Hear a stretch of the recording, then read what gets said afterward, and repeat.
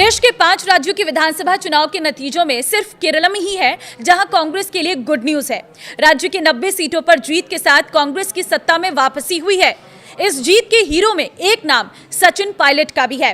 कांग्रेस के युवा नेता सचिन पायलट को क्राउड पुलर वाला नेता कहा जाता है और केरलम में कांग्रेस की जीत ने फिर सचिन पायलट को पावरफुल नेता के तौर पर पेश किया है। जीत के हीरो में सचिन पायलट का नाम कैसे आया, समझिए इस रिपोर्ट में। यूडीएफ और कांग्रेस की जीत हो रही है। 10 साल के बाद हम सरकार बनाएंगे तो वहाँ के लोगों को, वहाँ की जनता को, वहाँ के कार्यकर्ताओं को, नेताओं को बहुत बहुत बधाई। उन सबकी मेहनत का ये परिणाम है कि हम लोग अच्छा परफॉर्म कर रहे हैं। नमस्कार, मैं हूं आपके साथ ममता तिवारी और आप देख रहे हैं न्यूज़ 18 का डिजिटल प्लेटफॉर्म। केरलम विधानसभा चुनाव के रुझानों में कांग्रेस के नेतृत्व वाले गठबंधन संयुक्त लोकतांत्रिक मोर्चा यूडीएफ को बढ़त मिलने के बाद कांग्रेस के दिग्गज नेता और राजस्थान पीसीसी के पूर्व चीफ सचिन पायलट कैंप में उत्साह का माहौल हो गया है। रुझानों में कांग्रेस की अभूतपूर्व बढ़त दिखाई दे रही है। केरलम चुनाव में सचिन पायलट को अहम जिम्मेदारी सौंपी गई थी। वरिष्ठ पर्यवेक्षक के तौर पर सचिन पायलट ने केरलम में 55 से अधिक उम्मीदवारों के लिए प्रचार किया था। पायलट ने राज्य में कैंप कर व्यापक चुनाव अभियान चलाया था।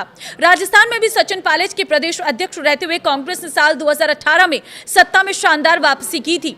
पायलट ने वहां जनसभाएं, road show, door to door campaign में सक्रिय भागीदारी निभाई थी। पायलट ने केरलम के 14 में से 10 जिलों का दौरा किया था। पायलट एक दिन में 5-6 प्रचार कार्यक्रमों में शामिल होते रहे हैं। वे लगातार ग्राउंड एक्टिविटी के जरिए संगठन को मजबूती देने की कोशिश करते रहे हैं। मतगणना में केरलम के आए रुझानों के बीच पायलट के दिल्ली कार्यालय पर शुभचिंतकों की आवाजाही बढ़ गई। 140 सीटों पर केरलम में कांग्रेस के नेतृत्व वाला गठबंधन करीब 100 सीटों पर बढ़त बनाए हुए थे। केरलम, पश्चिम बंगाल, असम, तमिलनाडु और पुडुचेरी राज्यों के विधानसभा चुनाव की मतगणना चल ही रही थी। इनमें पश्चिम बंगाल, पुडुचेरी और असम में बीजेपी और तमिलनाडु में टीवीके ने जीत हासिल की है। सचिन पायलट ने एक दिन में औसतन 5 से 6 प्रचार कार्यक्रमों में हिस्सा लिया। इनमें बड़ी जनसभाएं, डोर टू डोर संपर्क अभियान और रोड शो शामिल रहे। उनके अभियान का फोकस स्थानीय मुद्दों को उठाने और कांग्रेस के पक्ष में माहौल बनाने पर रहा। पायलट ने लगातार कई दिनों तक मैदानी स्तर पर सक्रिय रहकर उम्मीदवारों के समर्थन में प्रचार किया। इस दौरान पार्टी कार्यकर्ताओं में उत्साह देखने को मिला और चुनावी मुकाबले को धार देने की कोशिश की गई।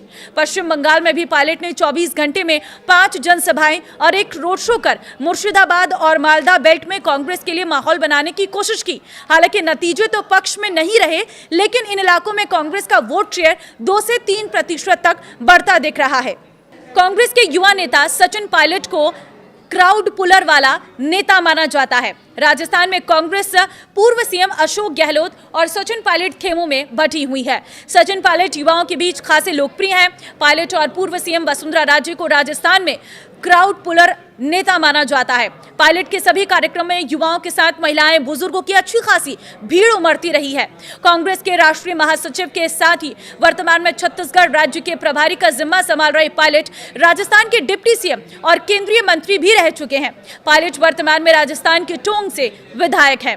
कांग्रेस गठबंधन ने केरलम में 10 साल बाद बड़ी वापसी की है और इस जीत के साथ ही कांग्रेस ने 7 साल बाद एक नया रिकॉर्ड स्थापित किया है।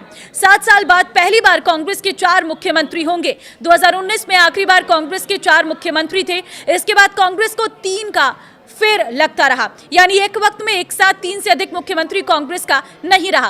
केरलम की जीत कांग्रेस के लिए इसलिए भी अहम है क्योंकि यहां से गांधी परिवार की प्रियंका गांधी लोकसभा सांसद है।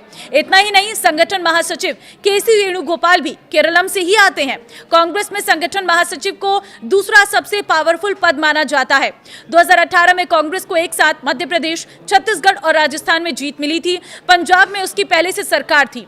2014 के बाद पहली बार उस समय कांग्रेस के 4 सीएम देश में चुने गए थे। केंद्र शासित पुडुचेरी में भी कांग्रेस का ही मुख्यमंत्री था, लेकिन इसके बाद कांग्रेस 3 के फेर में फंस गई। 2020 में मध्य प्रदेश की सरकार गिर गई। इसके बाद 2022 में कांग्रेस पंजाब में हार गई। 2022 के फरवरी तक कांग्रेस के पास सिर्फ 2 राज्यों की ही सरकार थी, लेकिन दिसंबर 2022 के चुनाव में कांग्रेस को हिमाचल में भी जीत मिली। 2023 में फिर से कांग्रेस को कर्नाटक और तेलंगाना में जीत मिली, लेकिन उस साल कांग्रेस को राजस्थान और छत्तीसगढ़ में करारी हार का सामना करना पड़ा। जिसके कारण आंकड़ा फिर से 3 का ही 3 रह गया। यानी कांग्रेस की सरकार सिर्फ हिमाचल, तेलंगाना और कर्नाटक में ही रह गई थी। अब 2026 में हिमाचल, तेलंगाना, कर्नाटक के अलावा केरल में कांग्रेस के मुख्यमंत्री होंगे। 7 साल बाद कांग्रेस के लिए ये बड़ी खुशखबरी है। देखिए, कांग्रेस के लिए खुशखबरी है, लेकिन सचिन पायलट खेमे में भी काफी ज्यादा खुशी देखने को मिल रही है। और ऐसे में अब जो राजस्थान में कांग्रेस के सचिन पायलट समर्थक हैं, वो काफी ज्यादा गदगद नजर आ रहे हैं और उनको उम्मीद है कि राजस्थान में भी सचिन पायलट को कांग्रेस अब कोई बड़ी जिम्मेदारी देगी और जो सपना सजोए बैठे हुए हैं उनके कार्यकर्ता, उनके समर्थक, उनके फैंस और राजस्थान की जनता कि सचिन पायलट क्या पता सीएम बन जाए, तो इस पर भी सभी की निगाहें हैं कि कोई बड़ा अनाउंसमेंट, कोई बड़ी जिम्मेदारी क्या सचिन पायलट को राजस्थान में मिलती है। आपको क्या लगता है, क्या सचिन पायलट को बड़ी जिम्मेदारी मिलनी चाहिए? कमेंट में अपनी राय जरूर दें। नमस्कार।